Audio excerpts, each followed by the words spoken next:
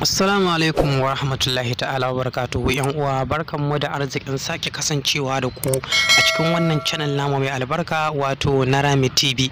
Narami TV dai idan baku manta ba, channel ce da take kokari wurin zakulo muhimman abubuwa da suka shafi rayuwa, tarihi, gwagwarmaya da sauransu. Haka kuma Narami TV ta kasance tana kawo muku abubuwa da suka shafi technology da sauransu. Yau ma kamar kullum Narami TV ta zangaje, ta gwangwaje, ta zakulo ma wani muhimmin abu wanda zai matukar burge ka, zai baka sha'awa. Wannan abu ba kowane bane face zaka iya dawowa da nambobin ka da suka bata tun lokaci mai tsawo, wanda na sabbata idan ka kalli wannan bidiyo zaka ji daɗi kwarai da gaske. Sa'annan zaka yi kokari kai ma domin ganin cewa ka zakulo wannan sirri. Wannan sirrin dai ba kowane bane zaka iya shiga ta cikin messenger ne domin dawowa da nambobin ka da suka bata. Yana yi wakila an ɗauki wayar ka ne ko kuma layin ka ya bata da sauransu. To daga lokacin da kai uploading na Facebook ɗinka, kawai dukkan wata namba da kasancewar kana da ita za ta dawo ne kai tsaye tamkar a yau kasata. Dan ganin yadda wannan sirrin yake, za mu je mu nuna muku ba da ɓata lokaci ba. Amma kada ka manta, kafin mu tafi danna mana wannan alama ta subscribe da alamar ƙararrawa. Mun gode. Mu je ka ganarwa idinka.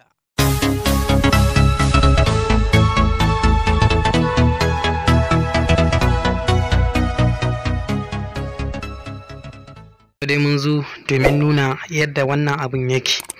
Mu je mu shiga cikin messenger namu domin ganin yadda wannan abun zai kasance. Kamar yadda kake gani, wannan shine messenger. Sai mu shiga. Bayan mun shiga sai mu je wancan wurin sama inda profile ɗinmu yake, sai mu shiga. Kamar yadda kake gani, sai ka yi ƙasa. Idan ka yi ƙasa sai ka samu wurin da aka rubuta phone contacts, sai ka shiga wannan wuri kamar haka. To kamar yadda kake gani gashi ka shigo, amma sai ka shiga can sama wannan wurin da aka rubuta update contacts, sai ka shiga. To kaga a yanzu ya nuna mana off. Daga lokacin da muka danna a yanzu zai kashe ne nambobin da muka ajiye. To amma a yanzu kaga yana on, ma'ana dukkan nambobin da muka ajiye suna a wannan guri. Daga lokacin da muke buƙatar su sai mu je domin ɗauko su. Amma yanzu mu dawo domin mu komawa, sai in nuna maka yadda za ka yi ka shiga ka ɗauko contacts ɗinka. Kamar yadda kake gani, mun sake shiga messenger, sai mu sake shiga profile ɗinmu ga yanan kamar yadda kake gani. Sai mu je wannan wurin inda aka rubuta phone contacts, gashi kamar yadda kake gani, sai mu shiga. Bayan mun shiga sai mu je wannan wurin, ba can sama ba fa, ba update contacts ba, ga yanan manage contacts. Wannan da kake gani shi za mu shiga. To amma idan ka shiga zai nuna maka ka sa username da password ɗinka, sa'annan ya nuna maka nambobinka. To mu da yake mun riga da mun sa, zai nuna mana nambobi ne a yanzu kai tsaye kamar yadda kake gani. Yana search, mu dan jira shi yana search.